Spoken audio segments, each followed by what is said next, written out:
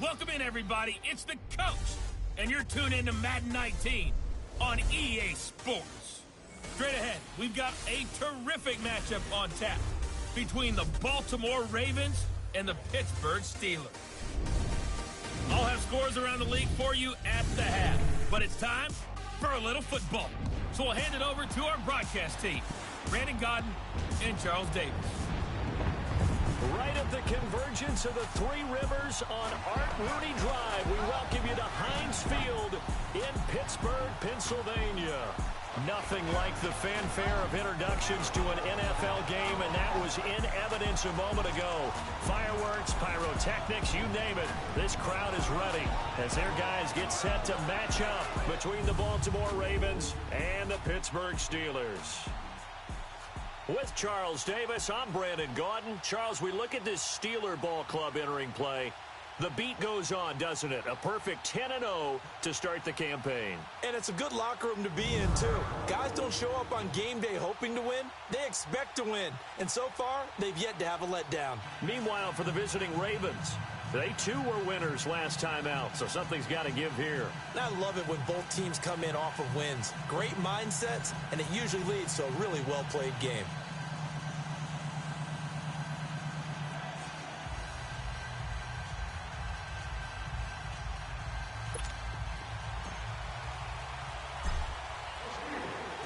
The final playoff push is upon us. It's week 12 of the NFL season, and we're underway on EA Sports. And these last couple of seasons, the most inconsistent team has been Minnesota. They've gone from amazing, like they are this year, to quit. It's amazing. It's really weird. And they will be led out by their 6'4" quarterback. And I liked what his head coach told us about him this week, that no matter what happens, whether he throws 7 interceptions or 7 touchdown passes, he's the same assertive leader in the huddle on each and every play. He can throw the 7 interceptions, just blame the football, blame anything else, and still carry himself like he is the man. It's like you, assertive in our production meetings. Well, especially when we're talking about ordering dinner, ordering I was just going to say. That's where I go. They go play action here on first down. And the Steeler pressure too much here. He's going to go down. Well, we knew coming in it was going to be a long afternoon if they weren't able to hold up against this pass rush, huh? What we didn't know was that protection was going to spring a leak on the first play from scrimmage. Got after him right out of the gate. And they need to work to at least get some of this yardage old back after the sack. Rodriguez, young blood.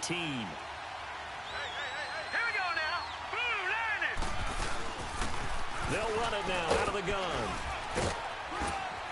And they'll bring him down here up at about the 22-yard line. That one good for 10 yards. And that's going to make it 3rd down and 10. Well, it looks like they caught him off guard on 2nd and very long by running the football. All right, we always talk about tendency breakers and counters and doing things opposite the grain, and that worked very well for him. Picked up really nice yardage, but they still have a lot of work to do on 3rd down. Throw left side complete. That's gross. It's a 9-yard pickup on the play, and that'll bring up 4th down. Obviously, they didn't get everything they wanted on that completion, but they put themselves in a spot where you've got to at least think about going for it.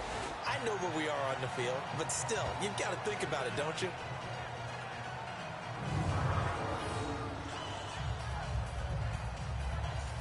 Man, San Francisco fell off the toilet this year. So here are the Steelers now to take over for the first time. And leading them out there, their 6'5" quarterback. And what I'm looking for from him today, the things every quarterback is looking to do. Lead his team to a victory. Doesn't matter whether he's throwing it, running it, handing it off, however he has to do it, as well as exhibiting some leadership, that's what he's trying to accomplish. They'll come out throwing here to start the drive. Oh, he's got a man wide open, complete. And he'll have it past midfield almost to the 40 before being taken down. They give him a gain of 38. Usually hitting a deep post pattern, as we just saw there for a big gainer, that's tough to do because you usually have a safety or two in the middle of the field. But if you hit enough crossers and underneath routes, Denver, after that unlucky injury-ridden season last year, is back in a winning fashion. It's the equivalent of a changeup in baseball. You show your other stuff, throw the changeup, and on that play, it worked for big yardage.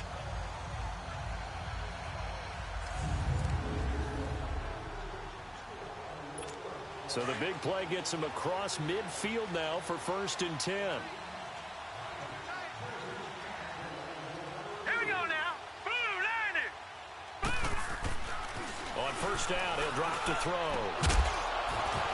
He couldn't quite hold it. Got hit. Ball pops out. Incomplete.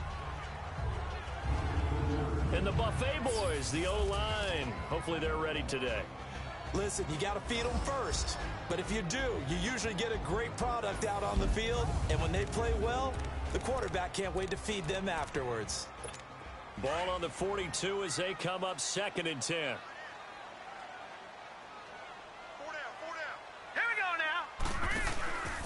On 2nd down, Parker, and able to push his way forward here for a good little gain.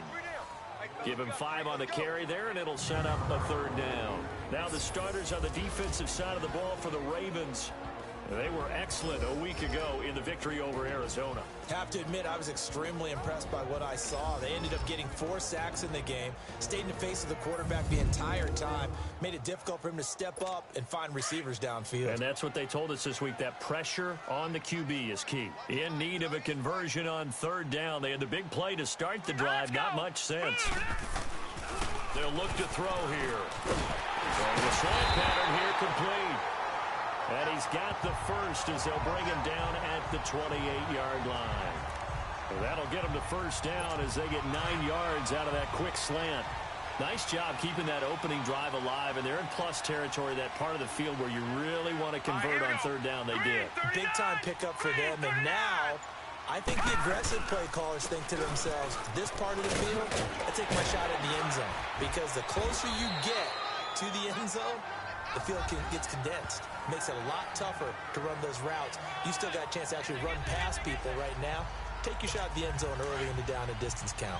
Brandon, after last week, we went over 200 yards. Looks like the hot tub, cold tub, whatever he did, it worked pretty well. Much chatter about that performance. Rightfully so. AFC Offensive Player of the Week.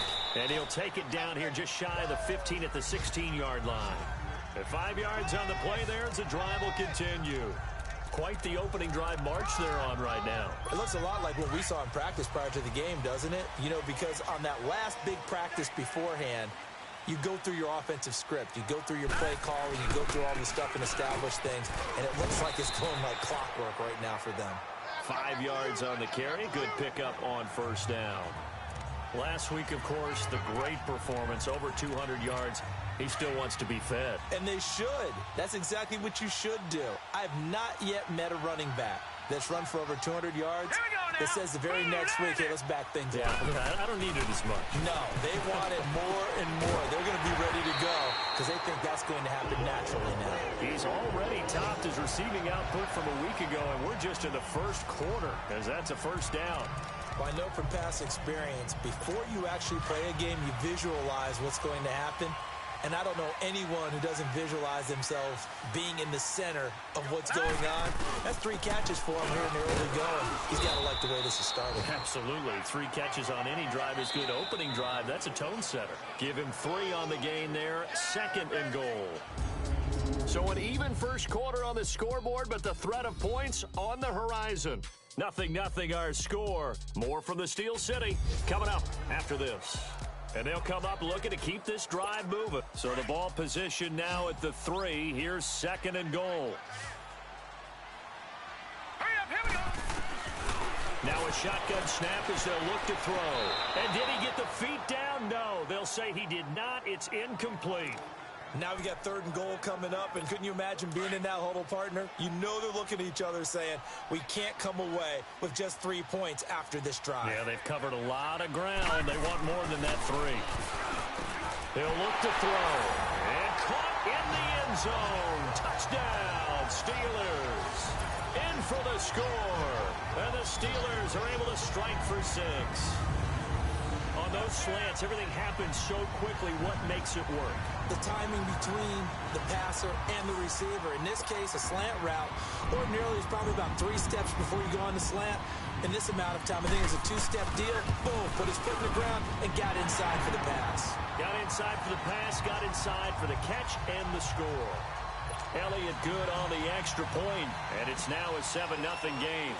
Elliott now to kick this one away. And this will be a touchback as that sails over the end line.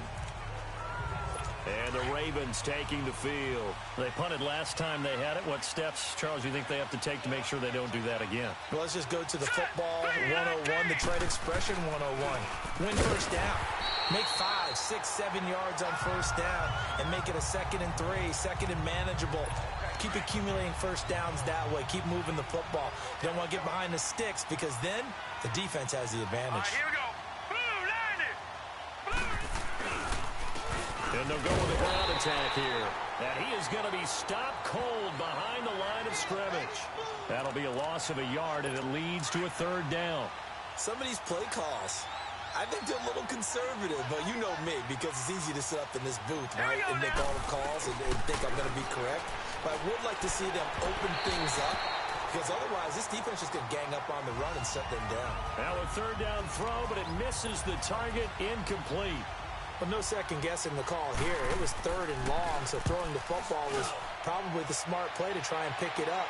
but they don't get it. And now the defense goes off the field feeling pretty good about themselves, gaining some momentum as they force them into a likely punting situation. Almost outkicked his coverage there. 48-yard punt, but 10 on the return. And the Steelers will go on offense here, 1st and 10. So from the 36 now, 1st and 10. All right, here we go.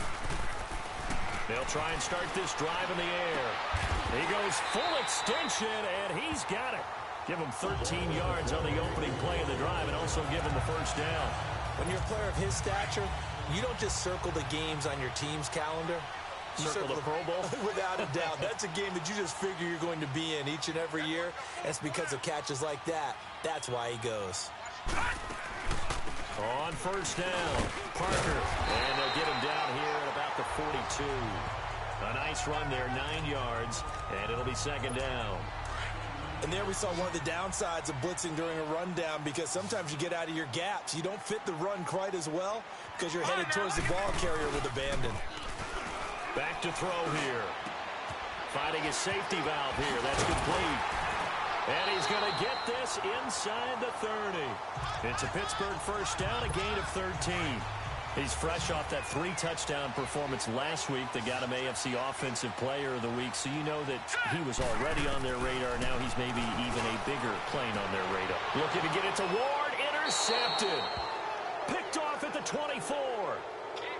Oh, man, partner, this is something cornerbacks love to do, and that's outthink a quarterback. If you get a sense that they're going to throw a quick out route or a quick hitch, you can just lay back an extra yard or two, but then really put your foot in the turf and drive on the football. And here I think he baited the quarterback into the throw and made it pay off. Flush to his right.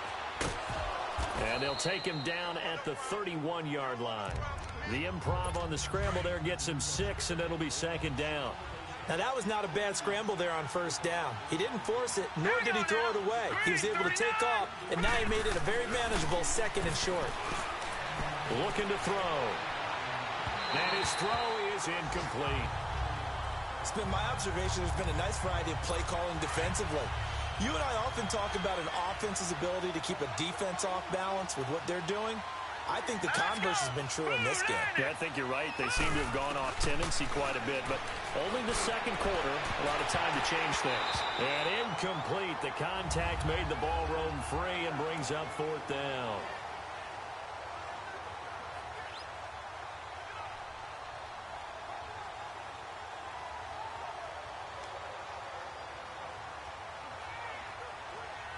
And we'll remind you that coming up at halftime, we'll join Jonathan Coachman and the gang in Orlando. Coach will have stats and scores from the early games going on here around the NFL. Spinning past him. A very nice job on the run back there. He'll get 23 yards all told. And out will come the offense as they take over. A look at the running back, the man out of the backfield as he gears up to go again. He's been good. His guys are winning. So far, the recipe working here in the 2nd quarter. He doesn't like to just tote the rock. He wants to carry his team on his back, and that's what he's done throughout this game. Yeah, he's done that. He'll be hoping to continue that trend. They'll run on first down. Parker. Some tough running, but it only gets him to the 45. Yeah, give him 4 yards there. It'll be 2nd and 6. I call that play a success. A nice inside run sets up a very manageable 2nd down. A very solid gain on that play. From the shotgun, he'll look to throw. It's a short one here, complete to his tight end. And he'll get it out a couple yards shy of midfield at the 48. 4 yards on the completion, and it sets up a 3rd down. Back to throw. He's going to loft one. That's caught inside the 20. And all of a sudden, they're knocking on the door inside Baltimore's 10. They're able to convert on 3rd down, and that sets up a 1st and goal. There will always be a place for methodically marching the ball downfield. But when you can pick it up in big chunks and strike like that, have explosive plays, that's often the difference in winning and losing. Those types of plays that can knock a defense off balance, that'll drive a team towards a victory. And now a throw on first down there, but it's incomplete. And that one goes incomplete. They tried something out of the bag of tricks, but it's incomplete, and now 2nd down. They'll stick with the passing game as he looks to throw. This will be caught at about the 6. And he's able to get it down to the 2-yard line. They'll wind up getting 7 on the completion, but they'll still be faced now with a 3rd and goal situation. Good throw, good catch, but I really like the route. The drag and being able to run away from defenders. Hard to stick with them for that long. Yeah, better against man than zone, or? Better against man, because now you're running away from someone and you're not running into a defensive player in another zone. Meanwhile, on 3rd down, they take a shot at the end zone. But it's... Now Jake Elliott for the field goal try. From the left hash, he'll have to cut this at a tight angle. And Elliott puts this one through. And the lead moves to 10-zip. And that last field goal, number 400 for him in his NFL career. I don't know whether this will wind up a Hall of Fame career, but he's certainly been at the top of his profession for quite a while. And that is without question, my man. One of the best kickers we've seen in the past decade or so. Big congratulations to him. Pretty nice round number. Clock at 20 seconds to go in the half as they come up 1st and 10. And they'll try the ground game here with the running back. And he is met at the line of scrimmage, and he goes down right there. Now the Steelers put a stop to the action with a timeout defensively, as it'll come with 15 seconds to play in the first half. Hurry up, here we go. Blue line. Back to throw now on 2nd and 10. That'll be incomplete with 9 seconds now showing on the clock. The Ravens on 3rd down. 0 for 3 to this point. They could use a conversion. This is 3rd and 10. All right, here we go. 3. And they'll go on the ground. And he will lose yardage here back at the 23-yard line. And they're going to take a timeout defensively. So with 4th down coming up, they go ahead and burn it and say we'll see what happens. Fielded at the 20. So we reach halftime here in the Steel City with the Steelers on top. As we'll head down to Orlando, that's where we find our man Jonathan Coachman at our EA Sports Halftime Report. Coach. All right, Brandon, thanks very much. Things starting to get interesting in this final weekend before Thanksgiving. So let's see what's going on around the NFL. We'll begin our tour up at First Energy Stadium in Cleveland. And it's the Browns who have the lead late in the first half. The Browns looking to sew that one up, and they look to be in pretty good shape. Next, we go from one Ohio team to the other as we check in with the Bengals at home in Cincinnati. And right now, they have the lead over the visiting Dolphins. The Bengals seem to be on their way to what would be a good victory. Finally, let's get to the country music capital of the world. See what's happening with the Titans at home in Nashville. And you can see they trail in that matchup against the Tampa Bay Bucks. Deshaun Watson has thrown a touchdown pass. Meanwhile, in our game, it's been a defensive struggle. Which offense can break through in the second half? Find out. Let's hand it over